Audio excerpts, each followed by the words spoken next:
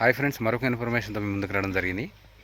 తెలుగు రాష్ట్రాల్లోనే మరి రాజకీయ పార్టీల భవితవ్యం ఎలా ఉంది, మరి రాబోయే 2029 సంవత్సరంలో, మరి అలాగే 2028 డిసెంబర్లో తెలంగాణ అసెంబ్లీకి, 2029 మార్చి ఏప్రిల్లో ఆంధ్రప్రదేశ్ అసెంబ్లీకి ఎన్నికలు జరుగుతాయి.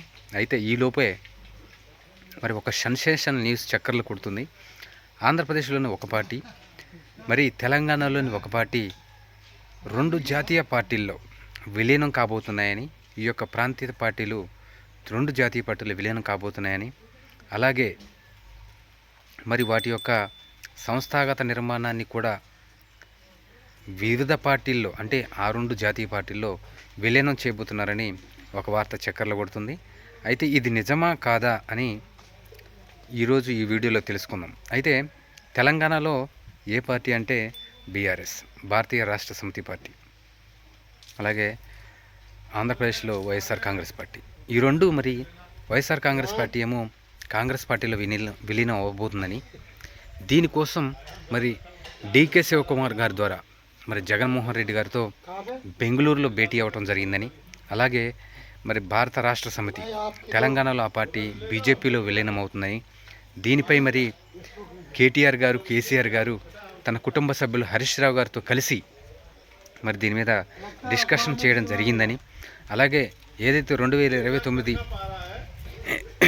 ఎలక్షన్ ఆంధ్రప్రదేశ్లో జరుగుతుందో అంతకంటే ఒక సంవత్సరం ముందుగానే మరి వైఎస్ఆర్ కాంగ్రెస్ పార్టీ కాంగ్రెస్లో విలీనం అవుతుందని, అలాగే 2028 డిసెంబర్ ఎలక్షన్ కంటే ముందే, ఒక సంవత్సరం ముందే, అంటే 2027 ఆఖరిలో మరి భారత రాష్ట్ర సమితి బీజేపీలో విలీనం కాబోతుందని, అలాగే మరి కేటీఆర్ గారికి, కేసీఆర్ గారికి కేంద్రంలో కీలక పదవులు ఇచ్చే అంశంలో కూడా కీలక ఒప్పందాలు జరిగాయని, రాబోయే రోజుల్లో మరి 2027లో జరిగే రాష్ట్రపతి ఎన్నికల్లో కానీ, మరి ఆ తర్వాత జరిగే ఉపరాష్ట్రపతి ఎన్నికల్లో కానీ కేసీఆర్ గారికి ఒక అత్యున్నత పదవిని కట్టబెట్టబోతున్నారని ఈ వార్తలు చక్కర్లు కొడుతున్నాయి. అయితే ఢిల్లీ లెవెల్లో కానీ, ఆంధ్రాలో కానీ, తెలంగాణలో కానీ నేను నిజాలే చెప్తాను ఈ వీడియోలో. ఖచ్చితంగా ఈ నిజాలైతేనే నా వీడియో లైక్ చేయండి, షేర్ చేయండి, సబ్స్క్రైబ్ చేయండి. అలాగే మీరు కూడా ఒకసారి ఫ్యాక్ట్ చెక్ చేసుకోండి. ఎందుకంటే భారత రాష్ట్ర సమితి కేసీఆర్ గారు ప్రస్తుత అధ్యక్షుడు. అయితే ఆయనకు కూడా వారసులు ఉన్నారు, కేటీ రామారావు గారు. కేటీ రామారావు గారు కూడా వారసులు ఉన్నారు, ఆయన తండ్రి హిమాంశు. అయితే ఈ ముగ్గురు ఏదైతే వారసత్వంగా వస్తుందో వాళ్ళ సంస్థాగతం కూడా బలంగా ఉంది బీఆర్ఎస్. అక్కడ మొన్న పంచాయతీ జరిగిన ఎలక్షన్లో కూడా చాలా పంచాయతీలు, అంటే దాదాపు 25% మరి ఎలక్షన్లో గెలుచుకోవడం జరిగింది. ఇంత సంస్థాగతంగా బలంగా ఉన్న పార్టీ ఎవరైనా ఎక్కడైనా విలీనం చేస్తారా? మీరు ఖచ్చితంగా ఫ్యాక్ట్ చెక్ చేసుకోండి.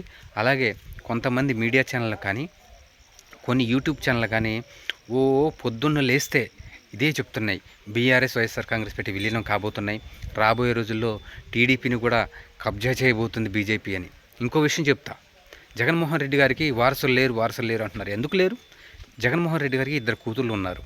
అలాగే మరి అవసరమైతే చెల్లెల కొడుకు రాజారెడ్డి గారు కూడా ఉన్నారు.